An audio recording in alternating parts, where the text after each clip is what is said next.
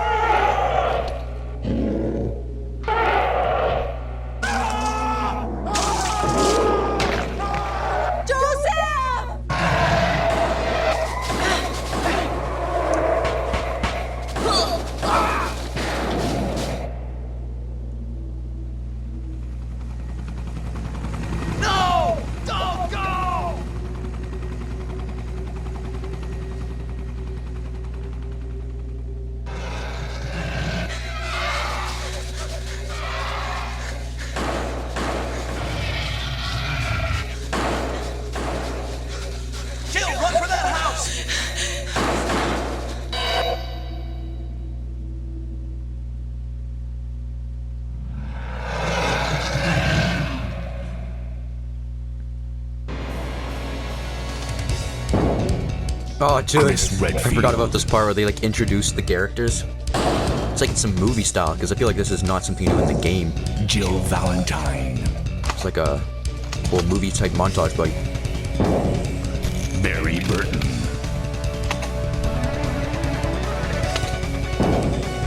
Rebecca Chambers. Albert Wesker.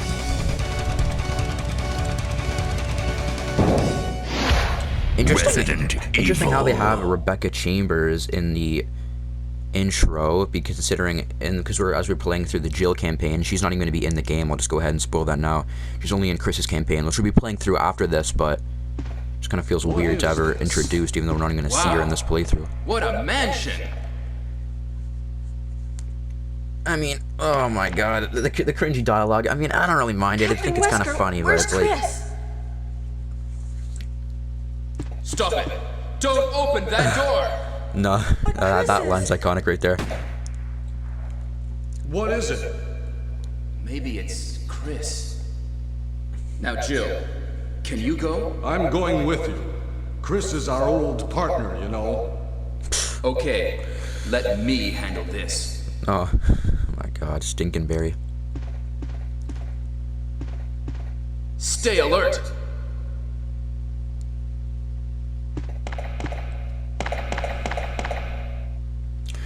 I mean, like, I'm not really one to complain about graphics, but what makes the dialogue so much funnier to me is just, like, the way the characters look. How, like, Wesker's, like, glasses are, like, smushed into his face. Barry doesn't even look like he has a beard. But yeah, here we are. I mean, in Resident Evil 1996. Oh man, it's been a while since I actually played with tank controls. Because when I did the Resident Evil 0 Let's Play, everything was all, you know, modern controls, and this is not. But wow, it's been so long since I played this game. I love how everything is pre-rendered and looks super cool. But yeah, I guess our main objective here is to just make our way to the end of the hallway, and Barry will notice something. What is it? Blood. Jill, see if you can find any other clues. I'll be examining this. Hope this is not Chris's blood. And luckily, I don't think it is, because, well, you know, actually, I'm not really sure what exactly entirely would happen to Chris. I don't really know. I'm not even saying that, you know, play dumb or whatever. I don't really want to get too much, you know. I have kind of an idea what might have happened to him, but I don't really want to spoil anything. But even after you know, I will go ahead and say this, even after you reconnect with him later in the game, they don't even go over it. So, I mean, it's kind of like, you know, you never really know what happens to him. Maybe there's somewhere, like, on, like, the Resident Evil wiki or something that someone says it, but I feel like, I don't know, maybe some theorizes over it, but I don't think there's any, like, articles. Although, I feel like, as I was, like, playing it through, like, the Umbrella Chronicles and Darkside Chronicles, I realized, like, the archives you get in those games, go over so much history. Those like, two, like, shooter games are literally worth just to play through, just so you can, like, get lore. It's actually pretty cool how they did that, but I feel like they're, like, so, like, hidden. Like, I don't really like how, like, the archives are, like, hidden in, for example, like, a lamp that you have to shoot, because you're, like, your character is constantly moving, and it's so fast-paced that you can so easily miss it. But I'll shush, because this is one of the greatest cutscenes of all time, and I don't want to ruin it.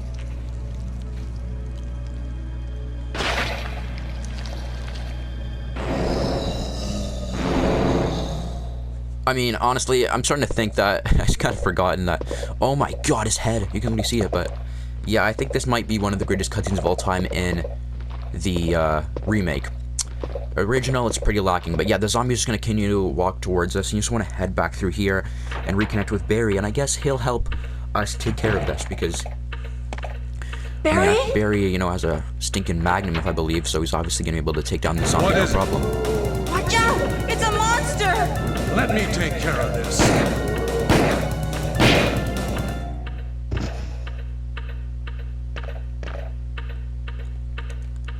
What is it? Oh my gosh, you know, just going to say this now. Kenneth was killed too. Regular zombies, Maybe by this creature. do not take 3 magnum shots, I'll tell you that. Anyway, let's report this to Wesker.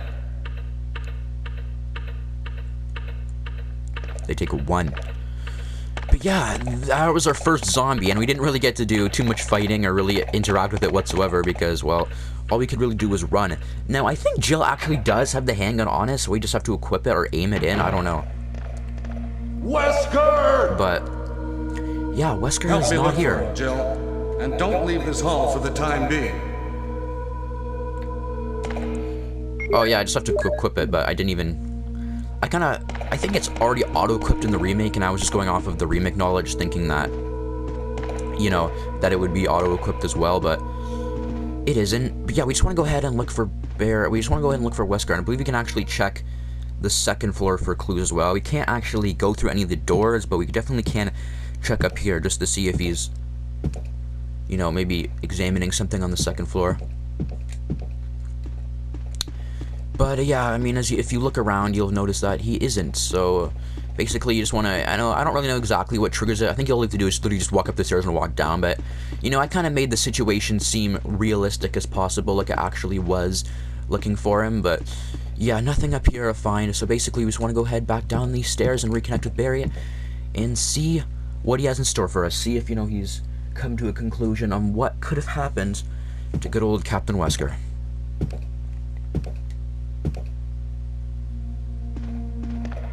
Find anything, Jill? Nothing. What is this all about? I can't figure it out at all. Beats me, too. Now it's Wesker's time to disappear. I don't know what's going on. Well, it can't be helped. Let's search for him separately. I'll check the dining room again. Okay, I'll try the door on the opposite side. This mansion is gigantic. We could get into trouble if we get lost. We should start from the first floor, okay? And Jill, here's a lockpick. It might be handy if you, the Master of Unlocking, take it with you. Thanks. Maybe I'll need it. I mean, it's not like I'm the first person to ever, you know, talk about this meme, but Listen. what exactly if something is a happens, Master of Unlocking? Let's meet up in this hall. This time I'll be there.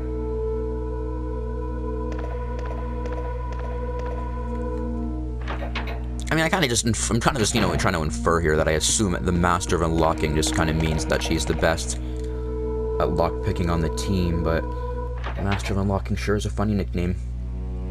Lots of great memes. I cannot wait for the Jill sandwich. I'm really looking forward to that one. That one's iconic to say the least, but yeah, I mean, I kind of forgotten. Okay, I know I keep making comparisons. to the remake, which is probably getting annoying maybe, but just because, like, I can keep forgetting that, like, you know, like, in this version of the game, there's, like, two, you know, ladder things, like, bookcases in here, because the original game, you would move this to get the map, but no, there's actually a staircase you can move in this version, which is kind of weird, actually. You'd think you'd just move that, but you don't. Anyway, here's a zombie that I believe will bite us, so I'm just gonna try my best to avoid him. And go ahead and grab this, which is just some ink ribbons, so yeah, this was actually kind of useless, but whatever. And oh yeah. No, how? Somebody tell me how. How did that hit me? I swear, but anyway. Kinda, it's so nice, because like I said, the last time I played through this game was on the Chris,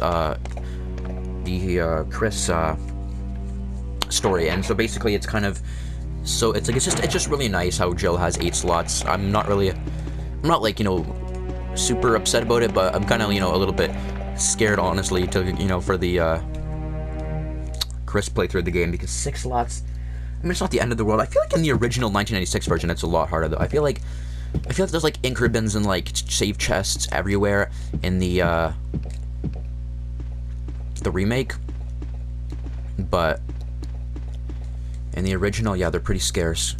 Anyway, I think what we want to do is just head through here now. I'm trying to kind of remember how you want to play the original, because the original, the route is a lot different. Now, I don't think zombies in this game take as much hits, so let me just make sure. Let me just take him out. He should, and that should be it. Oh my lord, it's not, but you can kind of tell when they have the blood pool will be a lot bigger and a lot more noticeable when they die, so it's kind of an obvious hint. Now, I think for here, I just want to run around this guy, and I should be able to, because he's, like, glitching out and, like, running towards the wall, and we can just make a quick pass by there as he's running around. But yeah, I know, I'm kind of just, again, like I mentioned, I'm kind of just thinking about how I want to do this all, because I think, I really am still here trying to exactly remember how the route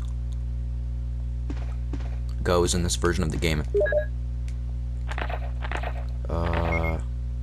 Actually, I'll read through this. I forgot. My goal was to read through all the files. But yeah, I think I do have the route memorized. I think I'm okay. But Botany book about medicinal herbs. As you may know, there are many plants that have medical effects. Since ancient times, humans have been healing wounds and diseases using various plants. I feel like this font or like text or whatever is like so hard to read. In this book, we're going to sample 3 herbs that grow around the Raccoon Mountains and give their outlines as examples of those plants with medical properties. Each herb has different colors and different effects as medical plants. The green one recovers physical strengths, the blue one neutralizes natural toxins, while the red herb does not have any effect by itself. The red herb is only effective when it is mixed with other herbs. For example, if you mix this herb with the herb that recovers physical strength, the recovery effect will be tripled. By adjusting the amount and experimenting with these 3 herbs, you can create various kinds of medicine, but I'll leave the details in your hands because that's the best way to acquire true knowledge.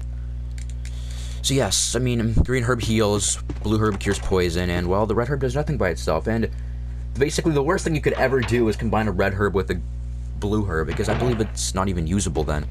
I mean, you can always combine a green herb with the blue and red mixture to make it work, but Actually, I'm not sure. If you're gonna combine a red herb and a blue herb, obviously you wouldn't gain any health because the red herb doesn't do anything. But would you still be able to use it to cure poison? I don't know.